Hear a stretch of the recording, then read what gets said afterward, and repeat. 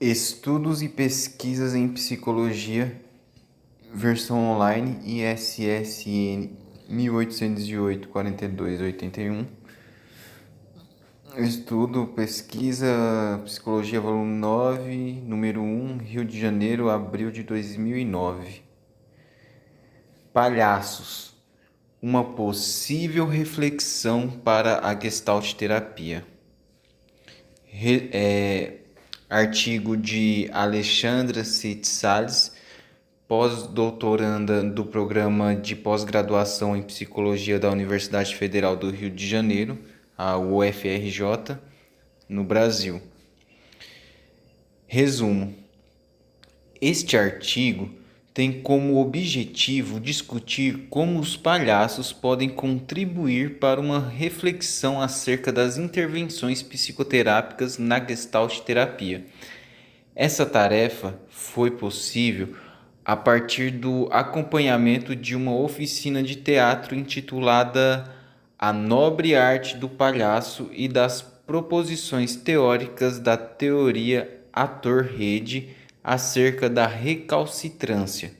O efeito do palhaço reside na subversão do anseio pela vitória. Quando todos no mundo almejam vencer, ele explora perder.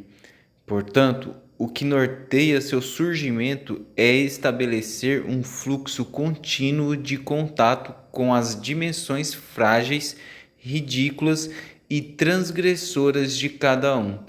Nesse sentido, compartilha com alguns dos princípios almejados pela Gestalt terapia. Dessa forma, os palhaços favorecem que esta abordagem revisite suas reflexões, sua capacidade de criação, ou melhor, recriação no encontro terapêutico. Palavras-chave,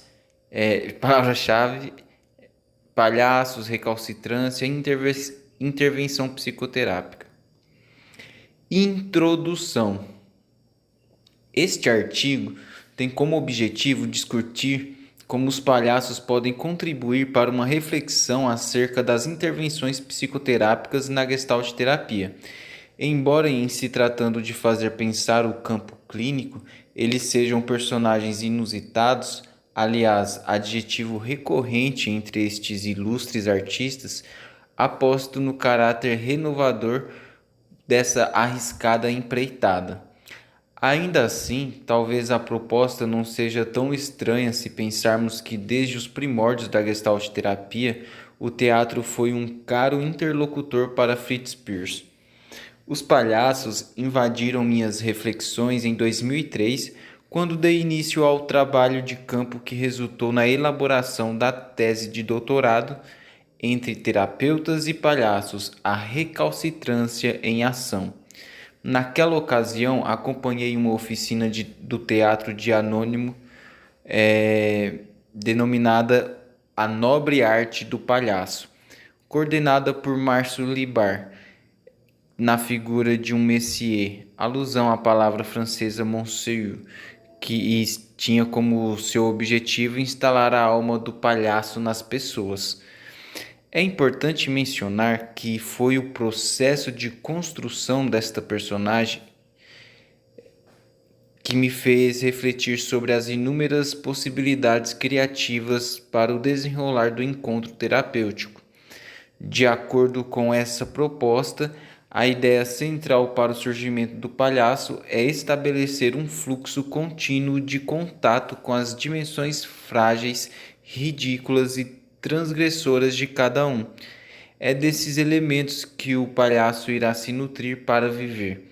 Nesse sentido, ele exige um confronto direto com aquilo que permanece apartado da consciência e, uma vez que essas questões se configurem, precisam ser exploradas por sua potência e não pelo seu aniquilamento.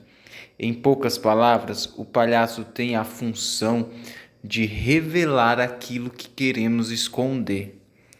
Mas a necessidade neurótica de vitória não é a necessidade do objeto pelo qual se lutou, exercendo agressão no conflito aberto.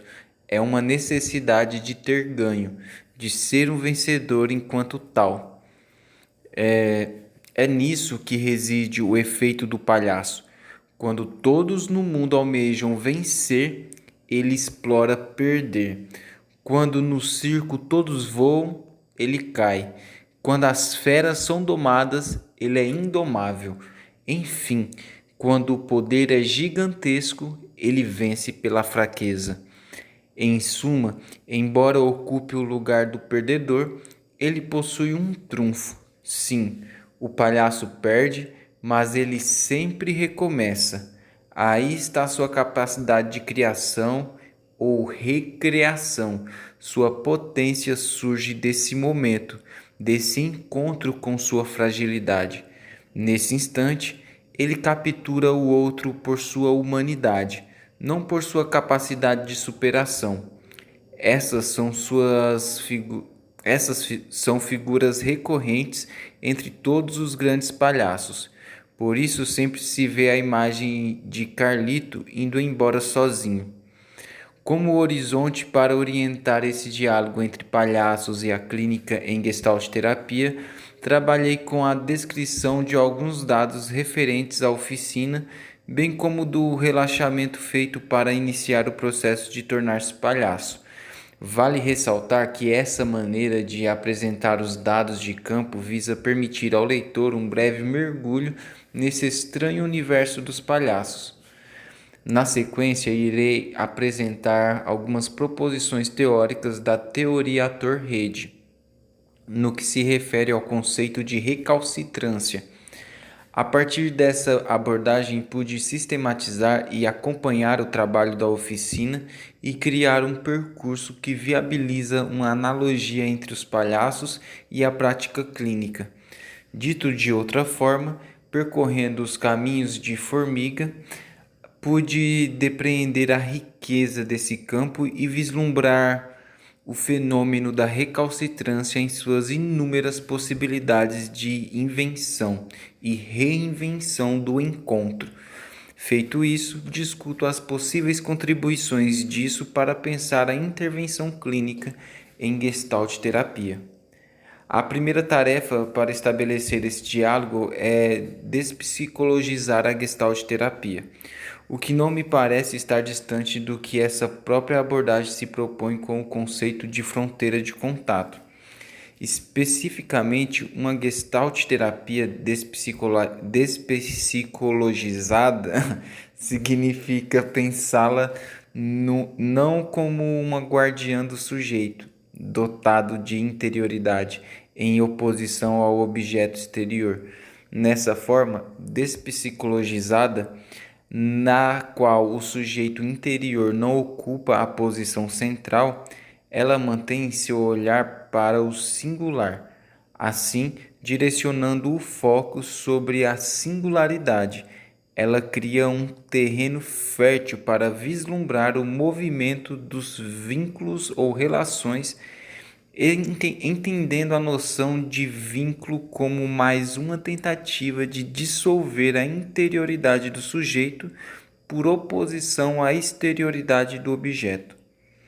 Sem dúvida, a Gestalt terapia sempre teve um olhar para o indivíduo, mas uma forma de não rotulá-la como defensora do individualismo é encarar seu olhar como uma contribuição que permite realçar a lógica da imanência em oposição à transcendência.